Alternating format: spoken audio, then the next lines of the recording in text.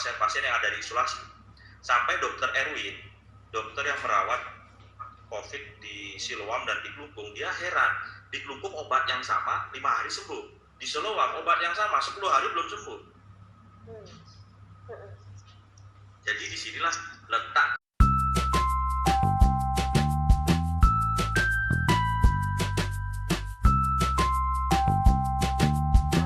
sebenarnya seperti dokter bilang, ada masa di mana ya memang kita kehilangan pekerjaan, ada yang kehilangan pekerjaan atau kehilangan keuntungan, tapi kan ada masa di mana dokter bilang saya bersyukur karena saya merasa nggak perlu berkejar-kejaran lagi dengan kompetisi, karena kita semua harus diam di rumah, harus ya menerima sebagaimana adanya, bahwa berarti kan ini sebenarnya waktu yang tepat untuk kita healing diri sendiri ya dok ya, kalau begitu. Yes. Karena kita, jadi corona ini itu merupakan healing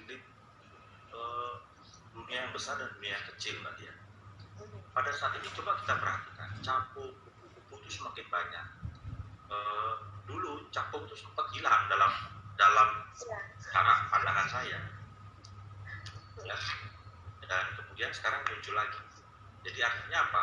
Alam mulai kembali sehat. Tentu kita mau tidak mau akan dipaksa, banyak diam di rumah, banyak untuk bersermin, banyak untuk orang-orang di masa kecil kita, dan ini kesempatan kita untuk melepaskan masa lalu, kemudian memulai dengan lembaran baru, sehingga ketika ini sudah selesai Mbak Dina, bahan bakar yang baru ini kita bisa gunakan untuk melakukan proyek yang lebih baru, bisnis atau apa dan sebagainya. Oke. Mungkin saya sekarang kasih kesempatan untuk yang ikut di sesi Zoom kita untuk bertanya. Oke, masuk Mbak Dia. Oke. Ya. Oke.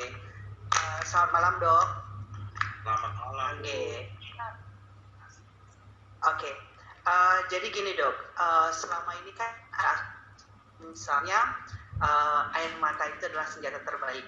Nah, tapi kenyataannya kan yang pakai biasanya perempuan. Jadi kalau misalnya cewek nangis, itulah senjata mereka. Nah, kadang-kadang menurut jadi pria yang kemudian akhirnya ketika dengan itu hal yang normal dok. Terima kasih. Ya, saya pernah mendengar itu Bu, bahwa air mata merupakan air yang digunakan untuk terapi ya. Namun saya tidak sepenuhnya setuju dengan hal itu, karena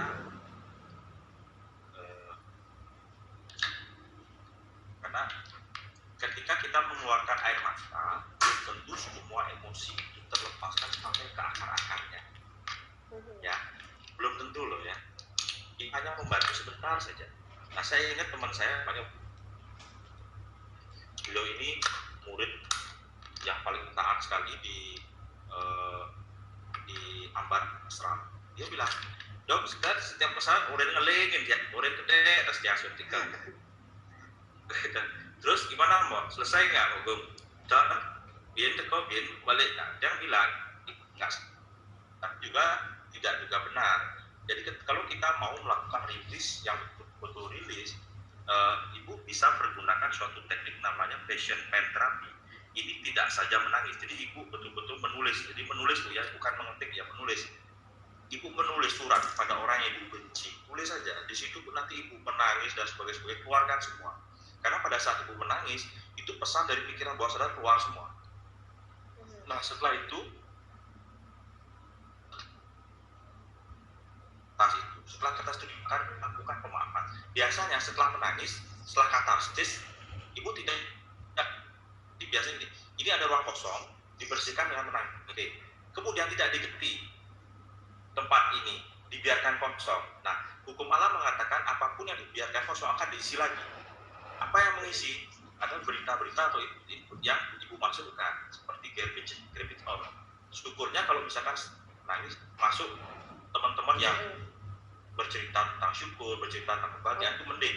Tapi kalau yang masuk adalah curhatan yang sedih-sedih, kata orang Cina jadi amsyok gitu, jadi tambah luka gitu. Jadi di sini strukturnya harus jelas. Jadi setelah menangis, pada saat menangis itu harus betul-betul kita akan tulis, tidak hanya kita ucapkan. Kita tulis, setelah ditulis itu dibakar, setelah itu dilakukan forgiveness. Langkah ini tidak dilakukan. Lakukan forgiveness. Setelah lakukan forgiveness, kemudian kita menulis apa yang kita mau jadi apa. Oh, saya mau begini. Ini harus ditentukan. Sama seperti ketika kita menempatkan satpam di depan rumah. Siapa saja yang boleh menemui saya. Nah, itu harus ibu tentukan. Kalau ibu tidak tentukan, bahaya. Jadi kita juga harus menjaga batasan emosi kita ya dok ya, secara emosional gitu ya, seperti dokter bilang satpam tadi itu. Toxic itu nggak bisa masuk. Untuk menentukan emosi apa yang masuk ke dalam lingkungan pikiran kita, Mbak. Kita bisa memilih untuk bergaul dengan orang yang toksik, kita juga bisa memilih untuk bergaul dengan orang yang baik.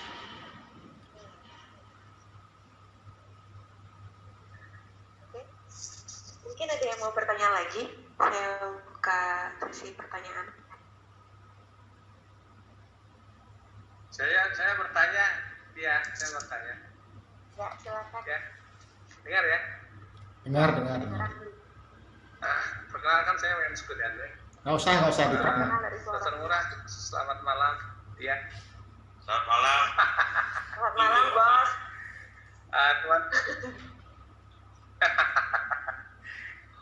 Teman-teman juga selamat malam semuanya. Pak Dokter, sebagai narasumber pada kali ini tentang mengatasi stres pada saat pandemi ini kan istilahnya hari ini kalau orang ujian nasional kan soalnya sama ini tentang corona, tetapi jawabannya bisa berbeda karena pemaknaannya kan bisa berbeda. Persis, pemaknaan terhadap media. Pemaknaan bisa beda. Bagaimana mengatasi, kalau tadi kan bahasanya self-healing gitu lah, menyembuhkan diri dan seterusnya, sehingga kita bisa memotivasi orang lain. Nah, pertanyaan saya Pak Dokter begini, berita ini kan memicu stres juga karena ada eksternal dan internal. Eksternalnya kan berita-berita ini kan, teman-teman yang ikut ini pasti stres ya, teman nggak ngaku aja kan, atau mungkin memaknainya, mengungkapkannya seperti apa juga tidak tahu. Kalau saya mungkin Pak Dokter tadi sempat mengatakan bahwa kalau saya tuh sering nulis nih, saya cek diri saya kan, saya stres kalau saya nulis di Facebook atau di beberapa setiap hari, ada nggak orang mencoba memotivasi orang, sebenarnya dia memotivasi dirinya sendiri? Ada nggak seperti itu? Itu apakah jadi disebut stres, dokter? Karena saya melakukan itu gitu loh. Saya melakukan itu. Dan apakah dokter pengalaman dokter sendiri dalam menyembuhkan pasien atau memberikan konsultasi pasien di Kelungkung, adakah orang tingkat stres karena COVID ini sudah di ambang batas dokter sampai mau bunuh diri dan sebagainya? Ini kan berbagi kita ini biar tidak terjadi seperti itu. Ya dokter, itu aja.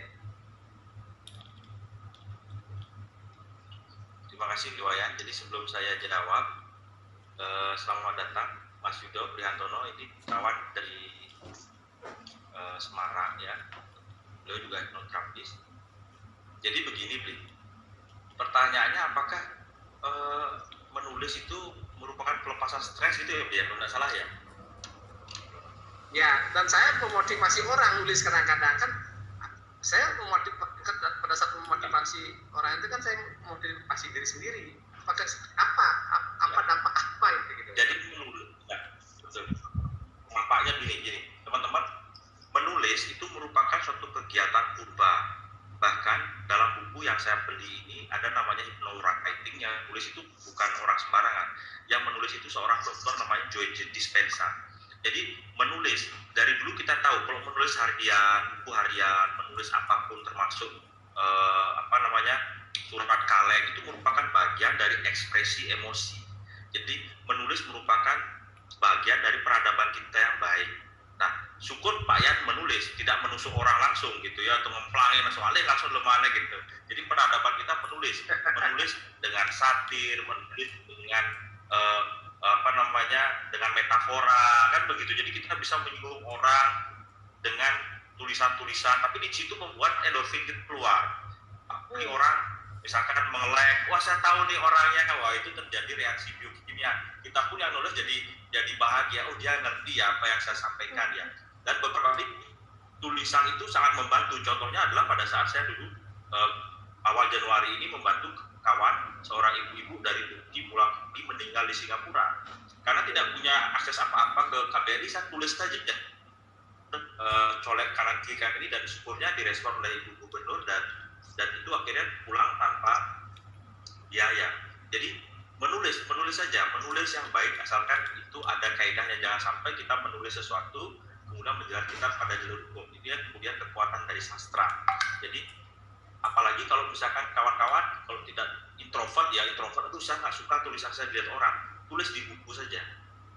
Jadi tidak perlu ada orang yang tahu, tapi yang penting kita sembuh gitu. Tapi di sini kan riwayat sedang menjadikan dirinya seorang agen perubahan. Dia ingin mengajak orang-orang, ayo dong menulis kreatif untuk menuangkan ide-ide, menyalurkan stres. Pertanyaan kedua, apakah ada yang sudah tingkat stresnya tinggi kemudian bunuh diri? Ada, tapi tidak di Bali riwayat. Teman-teman saya melaporkan di grup bahwa ada seperti itu. Kemudian saya bertanya, kenapa kita di Bali sestres-stres apapun ya nggak sampai bunuh diri gitu. Akhirnya saya kembali kepada kekayaan warisan lokal wisdom kita. Jadi pada saat kita melihat hal seperti ini, orang-orang tua kita selalu semua bilang, nah agar bojak onyangen kene gitu. Nah agar itu Leonardo mati di bedek gitu. Jadi akan alih gitu. Ini lokal wisdom yang memang harus kita harus kita dengungkan dan lanjutkan terus-menerus. Jadi kata agar atau untung ini itu menjadi suatu lokal wisdom yang menyelamatkan. Tiba-tiba saja orang-orang yang mungkin ingin bunuh diri langsung tercengang. Ya juga ya, kita nggak seperti di Amerika, kita tidak seperti di Itali. Agar nanggung yang di Bali gitu. Sedikit tidaknya ada nulungin gitu ya. Jadi tetap aja agar gitu. Mungkin begitu ya. Jadi akhirnya dengan adanya COVID seperti ini, dan teman-teman harus tahu bahwa Bali angka kesembuhannya paling tinggi. Nah, kalau di zoom lagi, angka kesembuhan paling tinggi itu ada di Klungkung. Karena saya kebetulan Dewan Pengawas di Klungkung, saya datang ke sana, memang ada suatu lokal wisdom, yaitu teman-teman di Klungkung itu punya 8 tirta ya. Tirta pertama itu tetis 3 kali, tirta kedua tetis 3 kali, minum 3 kali, tirta ketiga itu hanya diketis 8 kali begitu. Itu dilakukan oleh petugas medis kita isolasi, dan itu juga dipercikan kepada pasien-pasien yang ada di isolasi. Sampai Dokter Erwin, dokter yang merawat COVID di Siloam dan di Klungkung, dia heran, di Klungkung obat yang sama 5 hari sembuh, di Siloam obat yang sama 10 hari belum sembuh. Jadi disinilah letak kekuatan dari collective consciousness yang membantu sel-sel kita berubah dan menuju sesuatu arah kesembuhan. Itu saktinya leluhur kita. Jangan bilang budaya ini kayak gitu. Jadi termasuk penanganan stres kita, wah agar begini, agar juga dikali.